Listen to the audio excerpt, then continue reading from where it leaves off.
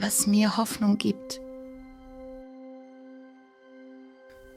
wieder die Kontrolle über meinen Körper zu haben. Die Beweglichkeit, die ich vorher so nie kannte. Die Kraft, die ich in meinem Körper und meinem Kopf spüre, wenn ich Pilates mache. Und das, was es mir im Alltag bringt.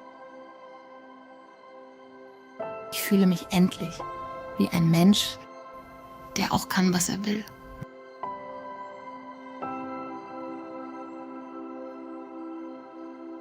Kraftquelle. Die Freiheit deines Körpers, gut zu leben.